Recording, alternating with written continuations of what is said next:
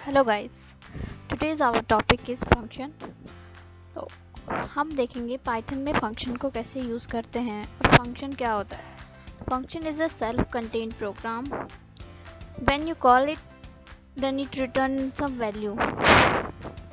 Function a named section of the program that performs a specific task. Many of the times they also returns a value. Function क्या करता है? ये कोई भी एक specific task के लिए हम फंक्शन बनाते हैं। हमें जैसे कि परफॉर्म करना है एडिशन का ऑपरेशन या कोई भी ऑपरेशन परफॉर्म करना है, लेकिन अभी हमने कोई वैल्यू दे दी, जैसे कि 4 और 5 वैल्यू दे दी, लेकिन नेक्स्ट टाइम हमें वैल्यू चेंजेस करना है, वैल्यू में हमें चेंज करना है, 5 6 करना है, तो फिर उसके लिए हम दोबारा से थोड़ा ना कोड लिखेंगे। तो हम फंक्शन बनाते हैं ताकि हम वैल्यूज चेंज कर सकें और ऑपरेशन वही परफॉर्म होता रहे, तो इसलिए हम लोग यूज़ करते हैं functions. The basic idea of the function is to assign a set of code and possible variables known as parameters. उसमें हम जो वैल्यू पास करते हैं अंदर उसको कहते हैं parameters. Rather than writing a code again and again to do a specific task, we can call function directly. जैसे कि मैंने अभी बताया कि हमको बार बार कोड ना लिखना पड़े, उसके लिए हम एक स्पेसिफिक टास्क परफॉर्म कराने के लिए फंक्शन लिखते हैं जो कि हम डायरेक्टली कॉल कर सकते हैं कि अगर हमें ये वैल्यू होती है तो फंक्शन को कॉल करें। And a function is a block of code which only runs when it is called. Function एक ब्लॉक ऑफ कोड होता है जहाँ पे भी हम फंक्शन डिफाइन करते हैं, जब हम इसे कॉल करेंगे तभी वो कोई वैल्यू रिटर्न करेगा। देखते हैं कैसे फंक्शन क्रिएट करते हैं पाइथन में। For creating a function in Python, we use keyword def. Def एक कीवर्ड है। def एक कीवर्ड है जो कि हम फंक्शन डिफाइन करने में यूज़ करते हैं। सबसे पहले हमें कोई भी फंक्शन लिखना है तो हम लिखेंगे def। उसके बाद यहाँ पे आता है फंक्शन नेम और फिर यहाँ पे पैरामीटर पास करते हैं और ये कॉलन लगाएंगे, फिर उसके बाद उसकी स्टेटमेंट आएगी। एग्जाम्पल देखो, def यहाँ पे हमें कोई फंक्शन नेम क्या है, ऐड मतलब फंक्शन नेम हमें ऐसा लेना है जिससे कि हमें समझ आ जाए हम किस चीज़ के लिए हम ये यूज़ कर रहे हैं फंक्शन नेम। ऐड से समझ में आ रहा है कि हम एडिशन करने जा रहे हैं, इसलिए हमने ऐड फंक्शन नाम दिया है इसको। तो ऐड करना है, हमें 2 पैरामीटर दे रखे हैं ए और बी। अब ए और बी क्या कर रहे हैं, ए प्लस बी प्लस होकर के सी के पास आ रहे हैं और प्रिंट कर देंगे सी, लेकिन ये अभी कॉल नहीं हो रहे हैं। ठीक है, अभी आगे देखेंगे कॉलिंग कैसे होती है। देखो, कॉलिंग अ फंक्शन, ठीक है।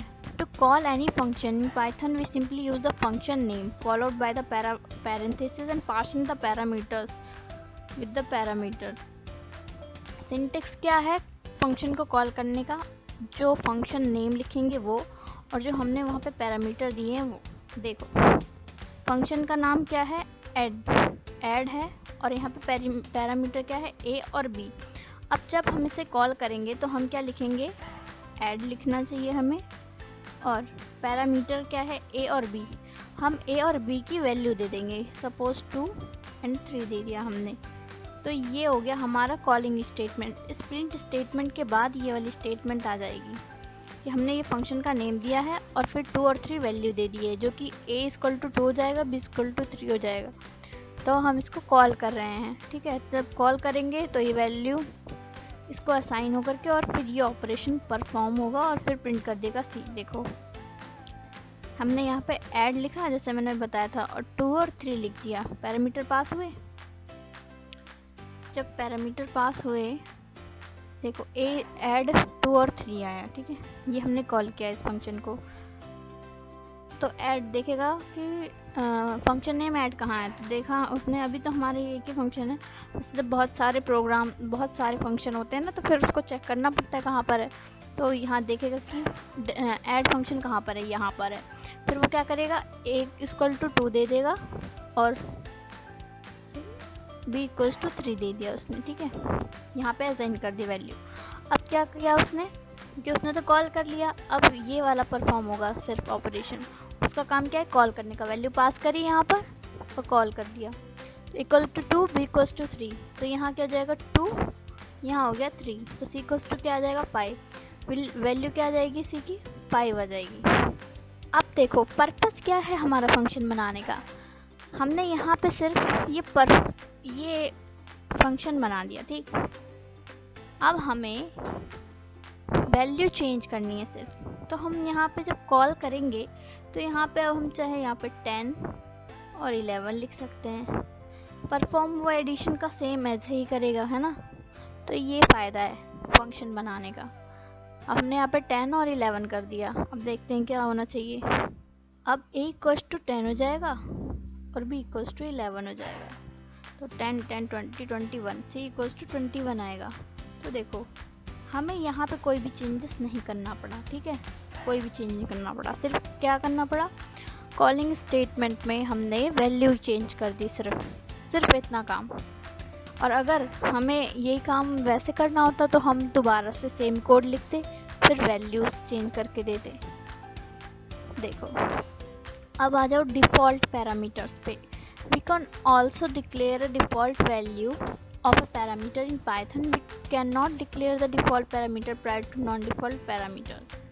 एग्जाम्पल देखो, def add, यहाँ पे है a, यहाँ पे हमने b इक्वल्स टू 3 डिक्लेयर कर रखा है कि b इक्वल्स टू 3 हमने यहाँ पे पहले ही असाइन कर दिया। लेकिन अब देखो यहाँ पे कॉल क्या कर रहा है, डिफ़ॉल्ट पैरामीटर। ये जो 2 है उसको समझ में आ रहा है कि किसके पास वैल्यू असाइन नहीं है, तो वो a को ही 2 देगा। तो ये डिफ़ॉल्ट पैरामीटर का काम, उसने 2 को a को असाइन कर दिया, b को तो हमने दे रखा है, और फिर यहाँ पे वैल्यू क्या आ जाएगी तुम्हारी 5।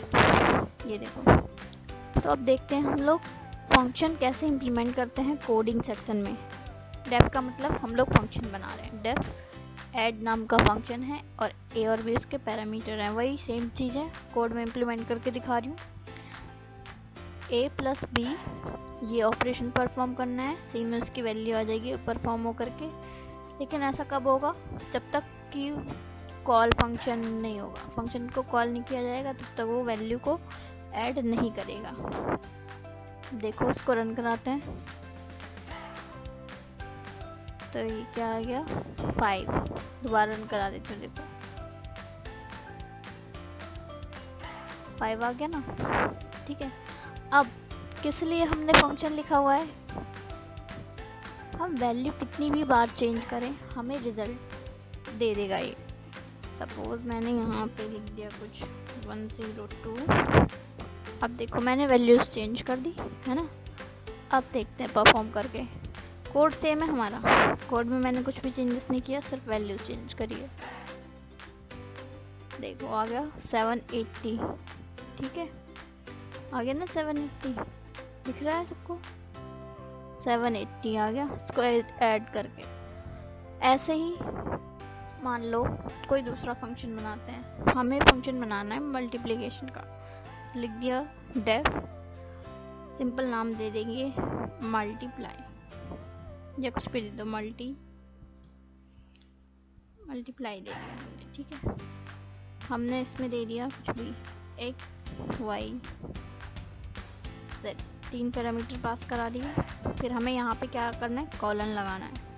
अब तो ही देते हैं ना मल्टीप्लाई के लिए वैल्यूज, हमने यहाँ पे लिख दिया सिंपल z में वैल्यू स्टोर करा दे x इंटू वाई की वैल्यू को z में स्टोर करा दे और फिर उसको प्रिंट कर दे, ठीक है, जो भी z में वैल्यू आए हमारी। अब देखो ऐसे रन करूँगी तो रन नहीं होगा, जब तक कॉल नहीं करूँगी एरर देगा, कुछ रन ही नहीं किया उसने, ठीक है। अब मैं यहाँ पे इसको कॉल कराती हूँ। कॉल क्या करना है, कॉल कैसे कराएंगे, फंक्शन का नेम लिखेंगे, क्या है फंक्शन के नेम, मल्टीप्लाई x की वैल्यू दे देंगे यहाँ पे, अब हमें सपोज 45 और 2 देते हमने। अब यहाँ से कॉल होगा मल्टीप्लाई इसको फंक्शन को, और x में 45 चला जाएगा और y में 2 चला जाएगा, और फिर ये ऑपरेशन कैलकुलेट होकर के आंसर देगा। देखना ये देखो 90 सेकंड वाला, ऊपर वाला चाहे हटा देती हूँ, फिर देखना, देखो दोबारा, ये देखो 90 आ गया ना। तो सिंपल है इसमें प्रोग्राम को, फंक्शन को बनाना, सिर्फ नाम लिखना है और हमें क्या ऑपरेशन करना है। नेक्स्ट टाइम मैं इसको और एनहांस करके बताती हूँ फंक्शन में लूप वगैरह यूज़ करके। आज के लिए बस इतना ही, क्योंकि स्टार्टिंग में थोड़ा सा ही ठीक रहता है, फिर आगे और बताऊँगी। तो please like and subscribe my channel.